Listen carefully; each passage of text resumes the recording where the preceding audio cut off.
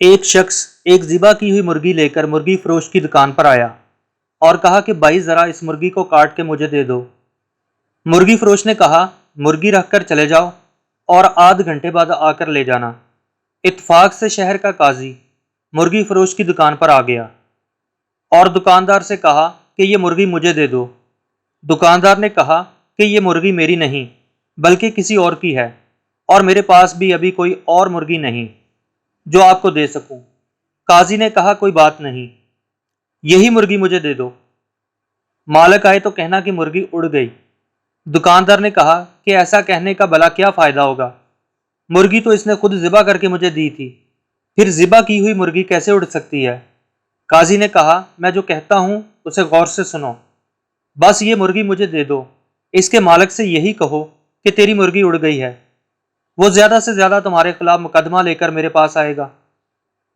دکاندار نے کہا کہ اللہ سب کا پردہ رکھے، اور مرغی قاضی کو پکڑا دی۔ قاضی مرغی لے کر نکل گیا تو مرغی کا مالک بھی آ گیا اور دکاندار نے کہا کہ مرغی کاٹ دی ہے؟ دکاندار نے کہا میں نے تو کاٹ دی تھی مگر آپ کی مرغی اڑ گئی ہے۔ مرغی والے نے حیران ہو کر پوچھا بھلا وہ کیسے؟ میں نے تو خود ذبح کی تھی، اڑ کیسے گئی؟ دونوں میں پہلے نوک جھوک ہوئی، پھر بات جھگڑے تک جا پہنچی، جس پر مرغی والے نے کہا کہ چلو عدالت چلتے ہیں، اور چل پڑے۔ دونوں نے عدالت جاتے ہوئے رستے میں دیکھا کہ دو آدمی لڑ رہے ہیں، ایک مسلمان ہے جبکہ دوسرا یہودی۔ چھڑانے کی کوشش میں دکاندار کی انگلی یہودی کی آنکھ میں جا لگی اور یہودی کی آنکھ ضائع ہو گئی۔ لوگوں نے دکاندار کو پکڑ لیا اور کہا کہ عدالت لے کر جائیں گے۔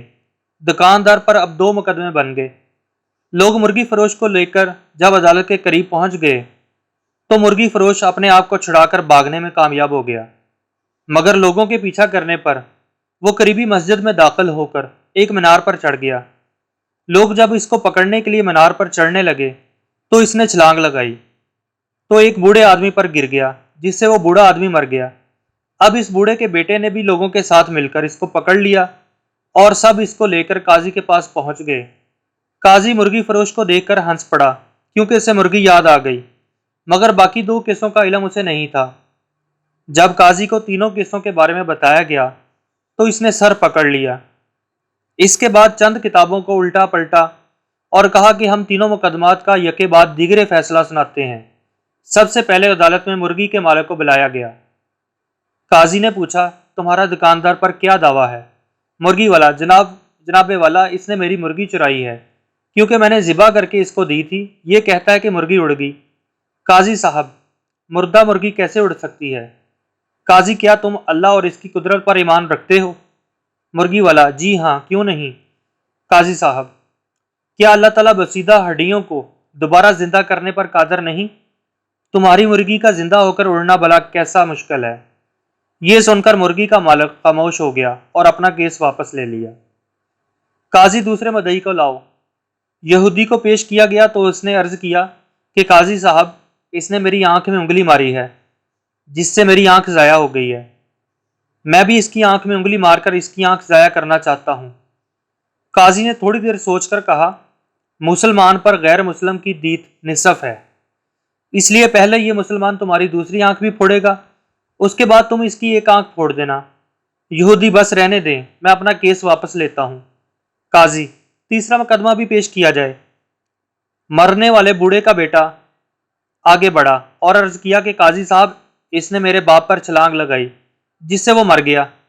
قاضی تھوڑی دیر سوچنے کے بعد بولا ایسا کرو کہ تم لوگ اسی مینار پر جاؤ اور مدعی اس مینار پر چڑھ کر مرغی فروش پر اسی طرح چھلانگ لگا دے جس طرح مرغی فروش نے اس کے باپ پر چھلانگ لگائی تھی۔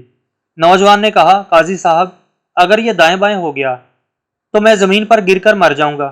قاضی نے کہا یہ میرا مسئلہ نہیں، میرا کام عدل کرنا ہے، تمہارا باپ دائیں بائیں کیوں نہیں ہوا؟